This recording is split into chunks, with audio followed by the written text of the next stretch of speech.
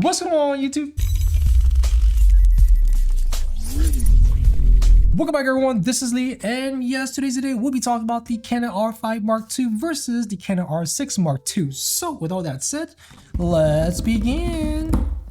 So right before we get started, I just wanted to point out that the R5 Mark II and the R6 Mark II, these are both my cameras that I use for the channel. So with all that said, let's talk about price. Now, the R6 Mark II comes around 2,000 USD currently, but back in the days when it first released almost 2 years ago, it was roughly around 2,500. But for the R5 Mark II, it's 4,300 USD. So in this video, you need to decide if that $2,300 difference is well worth it. So with all that said, let's take a look at some quick specs. So the Canon R6 Mark II, it is a 24 megapixel full frame CMOS sensor BSI. It has dual pixel autofocus version 2. It has, of course, the famous 40 frames per second. We'll see that later on in the video, of course. And the autofocus sensitivity level is -6.5 to 21. Now, for the Canon R5 Mark II, it's a 45 megapixel full frame stack sensor BSI. It's dual pixel, 30 frames per second. It can shoot -7.5 up to +21. So with that in mind, as for the video specs, obviously the Canon R5 Mark II has more video than the R6 Mark II. So let me know down in the comments if there's anything specific you guys are looking for in terms of video. But definitely R5 Mark II do offer the C-Log 2. So that is something that I want to point out. But yeah, let me know down in the comments below if you guys want to see other testing in the future based on video. And so speaking about video, the R5 Mark II, if you're shooting longer than 45 minutes on C-Log 2, you will overheat. So Canon, they created a handheld grip with a cooling system in, but this cooling system will only work currently for the Canon R5 Mark II because it has the vents. R6 Mark II, it cannot take advantage of this handheld grip, so keep that in mind. Also, there's a new hot shoe for the R5 Mark II, and yes, you could buy this for your R6 Mark II if you desire that, so just keep that in mind. As we look at the back of the camera, the R6 Mark II and the R5 Mark II sports a 0.5 EVF 100% coverage, but the R6 Mark II sports a 3,690,000 dot EVF screen, whereas the R5 Mark II sports a 5,760,000 dots EVF screen. Now, crazy enough, the monitor screen at the back, the R6 Mark II has a 3-inch screen versus a 3.2-inch screen on the R5 Mark II. And the screen resolution on the R6 Mark II is 1,620,000 versus the 2,100,000 on the R5 Mark II. Now, speaking about monitor screen, the lux difference between each camera is 506 lux on the R6 Mark II versus 495. So it's not a big difference between one another. It's more or less the same in my honest opinion, but definitely the R6 Mark II seems to be slightly brighter than the R5 Mark II in this situation. Now, as we take a look at the top of the camera, you'll notice that the R6 Mark II and the R5 Mark II do sports the multi-function hot shoe. However, the R5 Mark II sports a screen, whereas the R6 Mark II sports a mode dial. So just keep that in mind. Now, as for the side of the camera, the R6 Mark II and R5 Mark II features both the normal headphone jack, mic jack, and also USB-C for charging. Now, R5 Mark II features this full HDMI finally, whereas the R6 Mark II features the micro HDMI, which, yeah. But anyways, the R5 Mark II features the sync terminal, whereas the R6 Mark II features their remote control terminal. So there we go. And as we take a look at the back of the camera, it's more or less the same. The EVF sensor is different from the R5 Mark II versus R6 Mark II. And also the placement of the speaker is different. So for the R6 Mark II is right behind the EVF, right? As you can see. But for the R5 Mark II, the speaker is on top of the camera. So just want to point that out there. It's just a tad different. They just moved it a little bit. So just want to point that out in case people are curious. But anyways, now as for the bottom of the camera, the R5 Mark II do have that air vent, as you can see, but the R6 Mark II do not have that. So if you end up buying the handheld AC unit, just know that it's only for the R5 Mark II. And as for the battery situation, the R6 Mark II sports the LPE6NH, whereas the Canon R5 Mark II sports the LPE6P. They're both $80, but according to the CIPA score, the R6 Mark II is 320, whereas the R5 Mark II is 540, which means you're getting almost twice the shooting capacity on the R5 Mark II over the R6 Mark II. Now, as for the storage, the R6 Mark II sports 2 UHS 2 cards, whereas the R5 Mark II sports 1 CF Express and 1 UHS 2. Now, speaking about card storage, let's take a look at the buffering. Now, for the Canon R6 Mark II, we're using a UHS 2 card, PNY card, and here is 40 frames per second.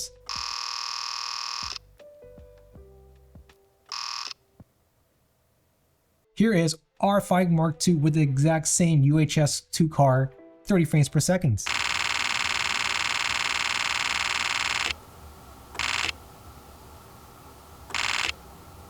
Here is the R5 Mark II with the CF Express card.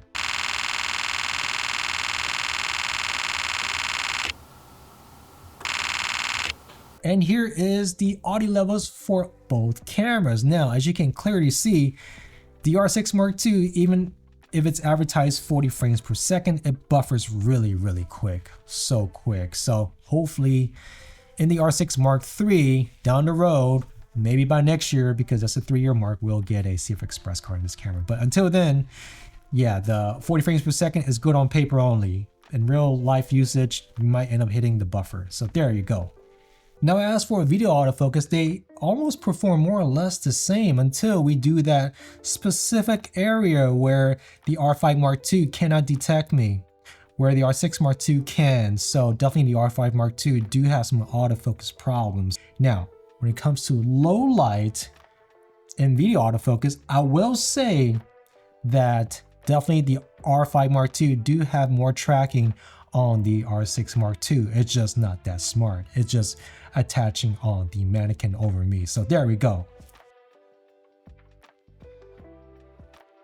Now, in terms of photo autofocus, it's more or less the same. Definitely the R5 Mark II can track me over the R6 Mark II, which means that it cannot track over the R3. So I would say R5 Mark II is currently in 3rd place when it comes to autofocus. It needs some firmware update. So hopefully Canon does a firmware update in the near future. Currently right now, R6 Mark II is better than the R5 Mark II. Also, in low light, it's more or less the same. R5 Mark II is slightly better than the R6 Mark II. It could definitely autofocus in low light, but there's no intelligence. So I just want to throw that out there. Canon, you need to throw some firmware updates for the R5 Mark II. And as for animal tracking with the RF 100 to 500, I will say that the R5 Mark II can track better than the R6 Mark II when it comes to low light autofocus. Now, before we slowly get into the dynamic range test, here is the ISO test. Here is ISO 100. Here is ISO 400. Here is ISO 800. Here is ISO 1600. Here is ISO 3200. Here is ISO 6400. And here is ISO 12800. Now, here is the ISO scene. This time we are at 100%, so you guys can see the noise level. Here is ISO 100.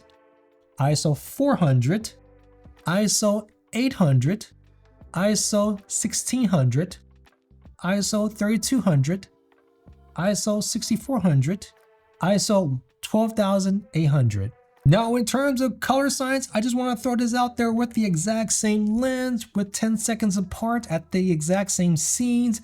I do notice that the color science are slightly different on the R6 Mark II over the R5 Mark II, which tells me that if you're trying to pair the R5 Mark II with R3, it won't match that good versus the R6 Mark II, which matches really good. So with that said, you could always adjust this. It's very minor, but definitely just heads up. I couldn't see one-to-one exact colors. It's slightly different on the R5 Mark II, but it's all adjustable in post. That's another skill set people need to definitely invest on.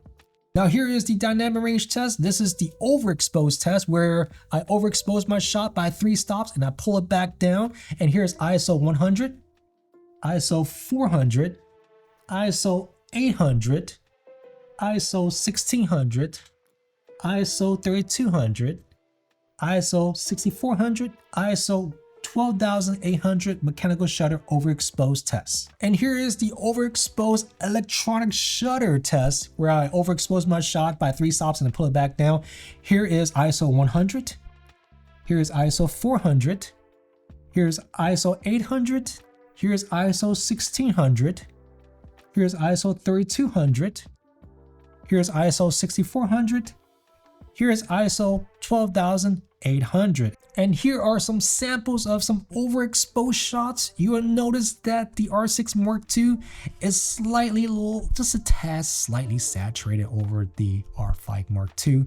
But at some cases, I do know that the R5 Mark II do capture a little bit more detail than the R6 Mark II. So just heads up for those people that shoot in overlighting situations. Yes, is that word, overlighting, or just basically overexposed situation? There we go. Overexposed situations, you do a lot of that, you might want to pick the R5 Mark II. So I'm talking to you portrait photographers out there, you're using a lot of strobe lights. So there we have it.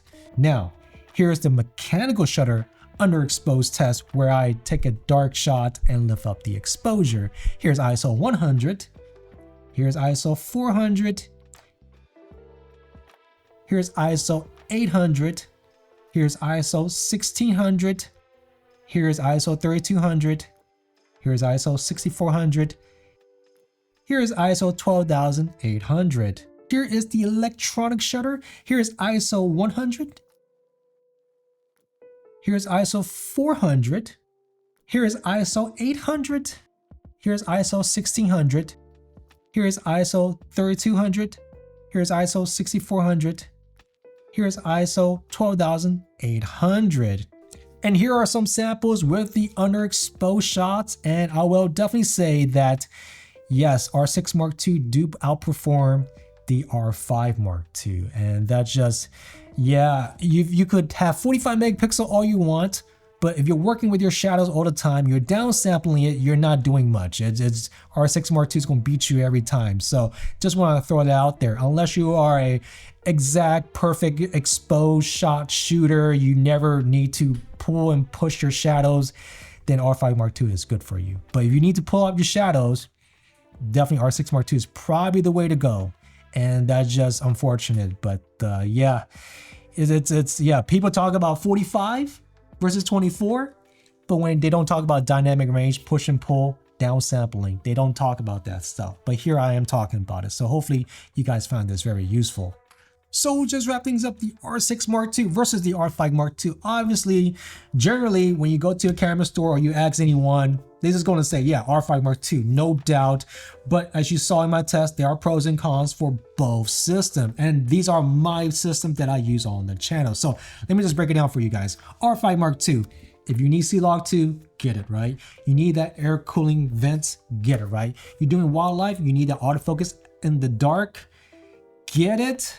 But know that your dynamic range sucks. So that's an issue right there. Definitely the 45 megapixel. Yes, you could punch in, you get more detail, but if you need to push and pull the shadows, it's not good. But the highlights, it's good to pull back. So that is the pros on the R5 Mark II right there. Now, for the R6 Mark II, yes, it doesn't have the 45 megapixel. That's okay. Because if you own an R3, you do weddings, you need a second camera, R6 Mark II will match your color very accurately versus the R5 Mark II, because I did that video in the past and I saw the files and they look more or less the same. So pairing wise with the R3, R6 Mark II is the way to go. R5 Mark II is not the way to go. And also R6 Mark II currently has a better autofocus intelligence over the R5 Mark II, but I'm pretty sure the R5 Mark II is going to have more updates to come, right? So that's something for you guys to definitely take note of. And also, definitely, if you guys are taking advantage of the 40 frames per second in that small buffer and you're making it worth it, then yes, R6 Mark II is probably the way to go. But I find it hard to believe that you guys are getting away with that small buffer. But if you guys are making it work, then good for you, right? Also, the dynamic range.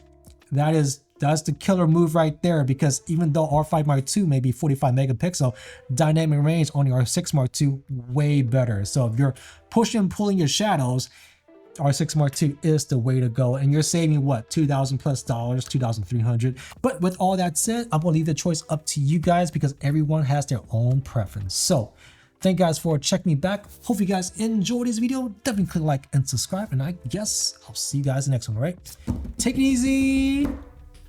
Peace.